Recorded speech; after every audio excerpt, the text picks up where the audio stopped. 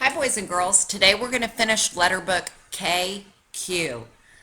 I want you to get your letter books and a pencil, turning off the video until you're ready to begin. Welcome back, boys and girls. Are you ready to go? This is going to be a listening CD. Listen carefully and follow the instructions.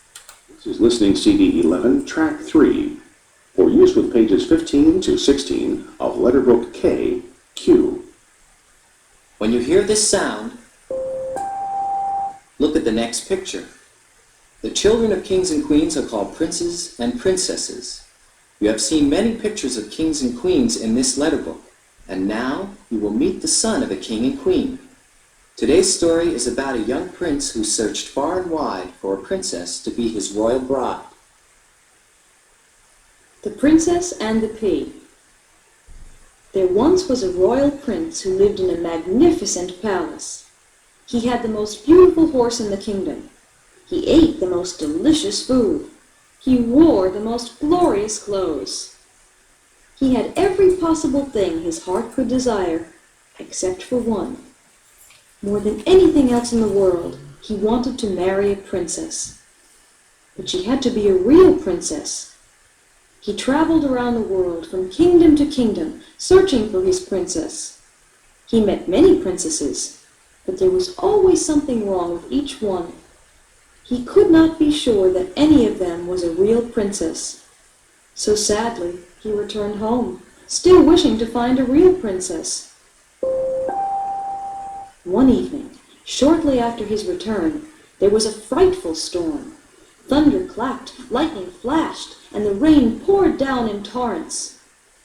In the middle of the storm, there was a knock at the palace door. "Who could be calling on a night like this?" asked the queen. "Even dogs and cats would not go out on such a night." The king himself hurried to open the door. And who should be standing at the door but a bedraggled young woman? The water streamed down through her hair and over her clothes. It ran in at the tops of her shoes and out at the heels.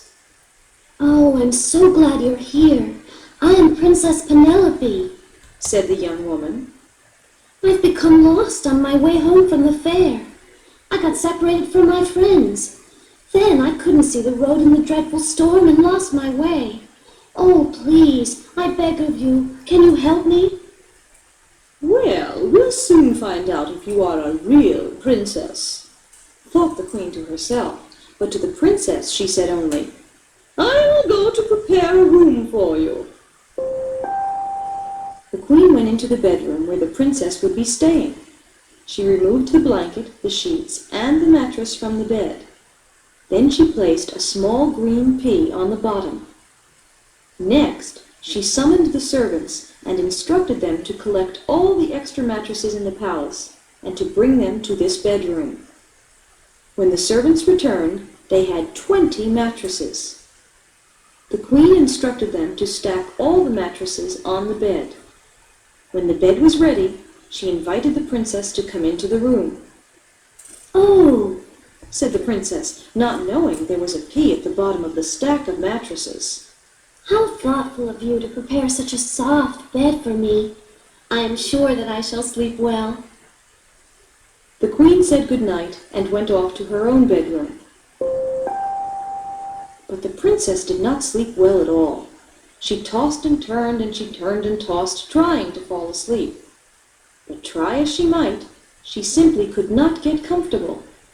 No matter how she lay, something was poking her. The poor princess didn't get a wink of sleep all night.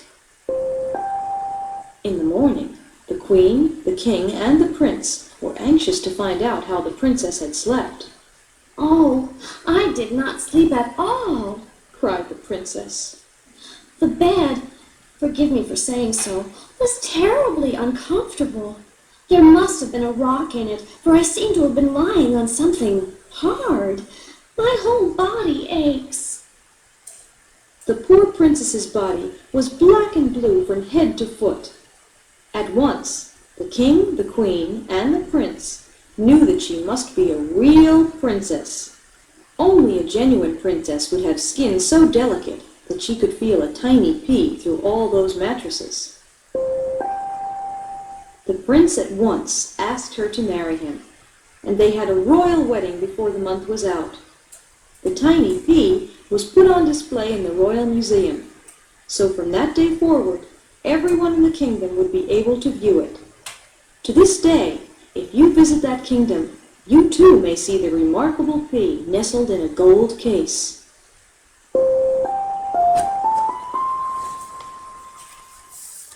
Now turn the page and get your pencils so you will be ready to answer some questions about the story. Look at the top row of pictures, the row with the ball in it. What did the prince want more than anything else in the world? Circle the picture of what the prince wanted more than anything else in the world.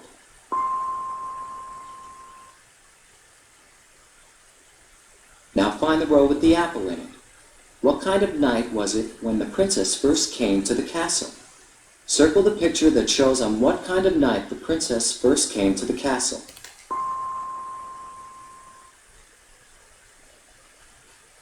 Point to the row with the umbrella in it. Who put something under the princess's mattress? Draw a circle around the person who put something under the princess's mattress.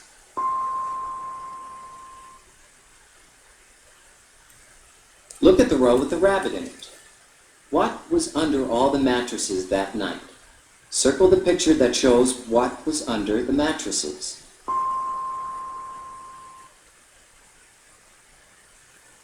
Find the row with the ladybug. How did the princess look the next morning? Circle the picture that shows how the princess looked the next morning.